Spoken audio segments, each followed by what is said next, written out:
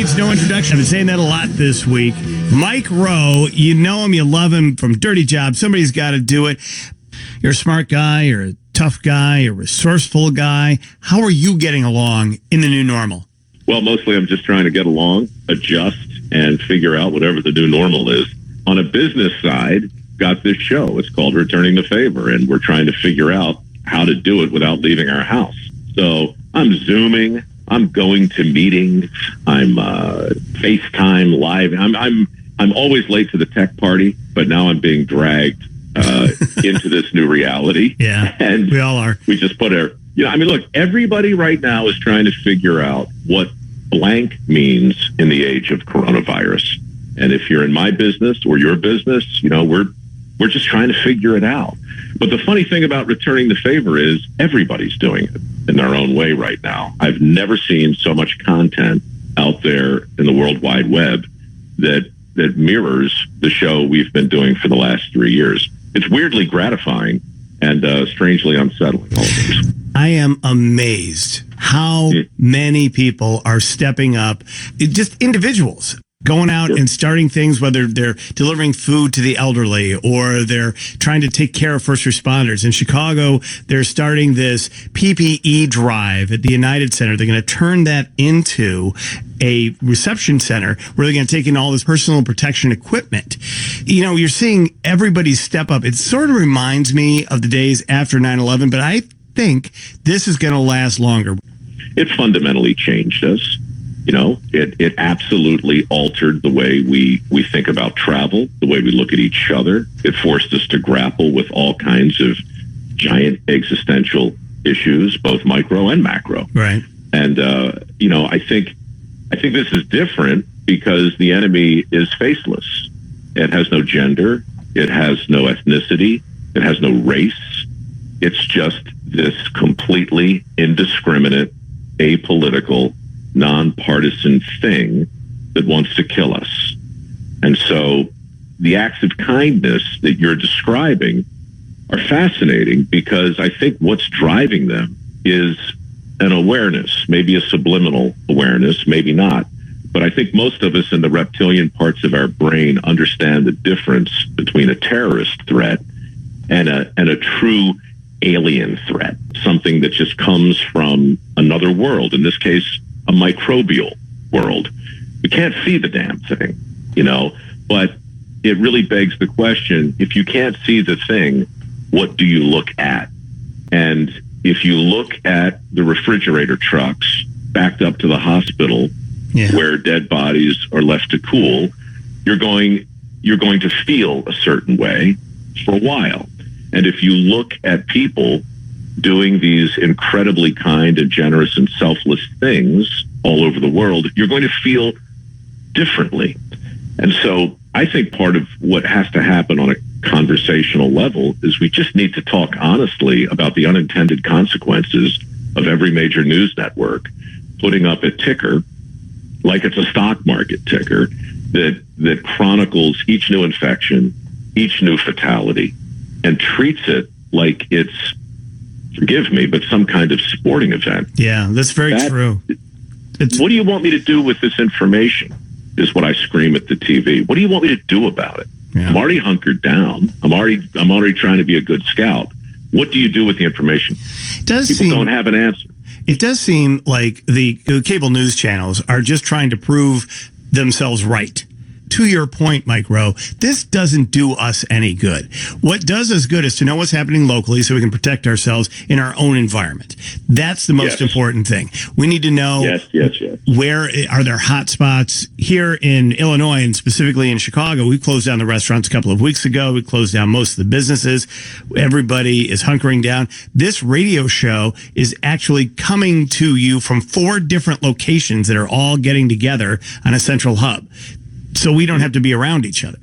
And that is what, I would love to be around them. Trust me. I don't mean to offend the guys in the other 3 places. But the reality is that we are in a very different world when you're thinking about this locally than you are nationally. And it is very galling when you watch all these guys tell us they're right and their competitors are wrong. I think you're right. I think the way we come back from this is one zip code at a time. So right now, I think the biggest danger that we're facing is our natural desire to want a playbook and protocols and a cookie cutter solution that applies equally to everyone. It makes absolute perfect sense to hunker down and quarantine, but at the same time, if you don't have a strategy for knowing when you come out of that, then you're going to have a level of anxiety that is going to turn that elephant loose. Right. And if you've ever seen an elephant on the loose, it ain't pretty. Yeah, no, I'm very lucky not to have done that. Hold on one second for me, Mike Rowe. We'll be right back. First, let's check the traffic with Lauren Lapka. Mike Rowe is with us. You know him. You love him from Dirty Jobs and Somebody's Gotta Do It. Now he's on Facebook with Returning the Favor. Now, Mike, you're a level-headed guy, one of the most level-headed guys I know. Don't take too much from that. What strategies are you using to deal with this uncertainty that surrounds us? It's like the entire country is going through the Kubler-Ross 5 stages of grief. That's really true. We're all doing it at a different speed. So over here, you got a guy who's in denial. Over here, you have a woman who's angry. Over there, that dude's depressed. This guy over by me, he's bargaining. And some people have accepted it. Now, what have they accepted exactly? I don't know. A new normal, the reality that we're never going to be the same again. Not sure, but we're being forced to move at lightning speed through a series of events, facts, and information that really require time. If you think for a second, and, I'll get pushback for this. I mean, no offense to anyone. But if you think about the way the human mind works when it's under this kind of stress, you can look at 1939 in Britain. The Nazis are dropping bombs every day. It's a horrible thing. People are dying every day. And all you can do is go in the air raid shelter and pray the bombs don't fall on you. And then, after 2 or 3 weeks of this, people start to venture out while the bombs are still falling. The schools open, incredibly. Businesses open, incredibly. The bombs are still falling. But if there's a lesson in it somewhere, it's that ultimately people get tired of being terrified. Right. And that is what happened after 9/11. Right. A few months went by and we just said, something? Yes, it's very scary, but I'm getting on the plane. Right. Life goes on. I've got work to do. So in no way am I suggesting we violate the protocol. I'm just saying that sooner or later, when the whole country goes through this whole spasm of Kubler-Ross stages of grief, we're going to get tired of being scared. And then the numbers are going to feel very different, no matter what they are. I think what people are starting to accept, Mike, is that they don't know for sure what's going to happen, and that's okay, because nobody does. It just goes to show how inculcated we get and how deeply we fall in love with our routine. And when it's upset, when somebody moves our cheese for real in a scenario that could cost tens of thousands of lives, you're right. It is wildly unsettling. And I don't think, right now, I think people are obsessed with getting information and facts and data. But I personally don't think all the information, facts, and data in the world do you any good if you don't have context and perspective. And context and perspective don't require only experts. It requires time. We haven't lived with this thing really in a meaningful way, but for a few weeks. Let's go back to one of the ways that people really know you, Mike Rowe. You did Dirty Jobs. You did Somebody's Gotta Do It. Those are television shows about working men and women who get their hands dirty, have to go out and do things. And those are the folks that are still out there today. Those are people who have to show up for their job or they don't get paid. Those are people who, if they don't show up for their job, the electricity goes out, the water goes out, all kinds of other bad things happen in the infrastructure. What's the best way to support them? There's an expression that I'm hearing every day now with regard to workers, and it's essential. We're talking about essential workers. Now, I get it. I know what's meant by essential work. That's really was at the heart of dirty jobs. Somebody's got to do it. Most everything I've done in my misspent career has been a search for essentiality, if there is such a thing. But, what this has shown me is that how unessential I really am, and how most of us, when we compare ourselves to the linemen and the sewage workers and the healthcare workers and the first responders, it just becomes crystal clear who's on the front line and who isn't. And in times like this, that is a fair distinction to make. However, I do want to say that I think what we're also going to learn in the coming weeks and months is that there really is no such thing as a non-essential worker. Because when you start separating those two groups, it's like pulling on a thread on a quilt. If you start putting all the non-essential people over here, well, guess what? Those non-essential people might deliver your pizza, or they might trim your trees. And now your tree's not being trimmed, and now it's falling down on your house. And they're all a part of the mosaic of our larger workforce and our global market. And so there can be no essential workers without the people they serve. And there can be no fat part of the bat, the people who typically benefit from essential workers, without the essential workers. Right. And so somebody's got to pay for the party, right? I mean, you think about that. You think about public works, and you think about how businesses that pay taxes employ people who pay taxes, pay for all of that. And we need this whole economy to keep moving forward. Blue collar versus white collar, that's a dumb binary choice. That's like trying to separate heads from tails. Right. They're two sides of the same coin. And this is the trap we're in right now. Everything is binary. So with regard to the virus, we're either overreacting and we should all get back to work tomorrow, or we're underreacting and we all should literally wrap ourselves in bubble pack and crawl inside our alter states tube and stay there until we get the all clear.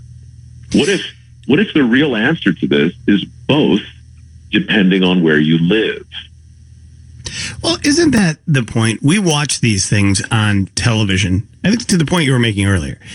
When you watch cable news, it's more of an entertainment than it is an information, right? You're seeing, you're getting your emotions peaked because they're telling you what the other guy isn't doing right. That's constantly what the messaging is. And we don't need that right now. We need to know how to stay safe. We need to know how to make sure that what we're doing is right, regardless of what. But Rowe, think of the environment, right? Think of how the table was set pre-virus. We live in a world of fake news, unreliable sources, dubious quotes. Everybody in the country has a powerful device in their pocket greater than the computational abilities of the computer that got us on the moon, and unlimited access to all the known information in the world. All we've done for the last 3 years is bash each other over the head with our own reliable sources and spent billions of dollars, literally billions of dollars, telling the country why you can't trust this one, but you can't trust that one. And that kind of marketing is effective and it works. So right now, if you put an expert on CNN or Fox, and the person watching has been carefully trained to disbelieve anything they hear on CNN or Fox, then suddenly the expert that we should otherwise be listening to suffers from the same credibility problem that the anchors do. We don't believe them because they're standing next to the wrong guy or they're on the wrong network. And this giant era of skepticism would be great had it not dipped into cynicism. So the virus has arrived at one of the most cynical times in our lives. And as we search for answers and as we try and cut through all of this uncertainty, why should we believe anything we hear on any of these stations when we've been instructed again and again not to believe them. Right. No, that's an excellent point. And it's just one more thing for us to get our heads around in the coming days, weeks, and months. We're alone and together all at the same time. Crazy, man. But that is exactly the case. Unfortunately, we're going to have to leave it there, Mike Rowe. MikeRowe.com, MikeRowe.com. That's how you know he's not my brother. He's on Facebook Watch. It's called Returning the Favor. Check it out. And go to MikeRoweWorks.com because he's helping tradespeople there. He's got a program. He's giving away $1 million before the end of April to help train people. Thanks so much for being with us again. It's always great talking to you. See ya. I love Mike Rowe. Just love that guy. All right. We're getting ready to get out of here. I want to thank everybody. You know, there's so many people to thank for this week, for the last couple of weeks, actually, who've helped us do all this. Because again, everybody has to social isolate here in our company, at least. I know in many companies, and people have to work from home, and we're doing the best we possibly can. I'm working from home. Lauren Lapka's working from home. Soon, Kim will be working from home. The great Brian Altheimer is working from home. Kevin Powell still comes into the studio, but I think we'll send him home at some point. Jeff Carlin, I'd like to thank him too. He's really funny on Curb. Jeff Carlin is our executive producer. He's going in. He's actually making all this work from the studio. Krista Flores, of course, behind the board, and Brett Jackson, when he's behind the board, making this all come together, and all the people in the WGN newsroom who do such an amazing job, and all the regulars from WGN TV, Ben Bradley and Demetrius Ivory, and all the people who help us out on that end as well. Everybody's doing extra duty. And it just is an amazing assembly of people. And I never get a chance to tell people how much I really appreciate them for doing what they're doing, because there are so many folks working triple and quadruple hours just to get this stuff on the air and to make sure that we get the right information on the air. That's really the toughest and craziest thing. So I just want to thank all of you. And of course, Mr. Richard Roper, he even risks himself by coming into the studio too. And we don't want to see that happen. He's one of our most beloved figures in Chicago.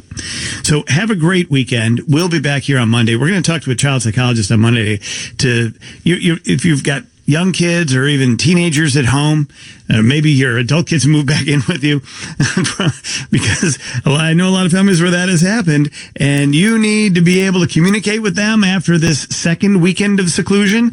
We are going to help you with that on Monday. Keep it right here on WGN, because we're live, we're local, 24 hours a day, 7 days a week, over the weekend. If anything happens, you're going to hear about it right here on 720 WGN. Have a great weekend.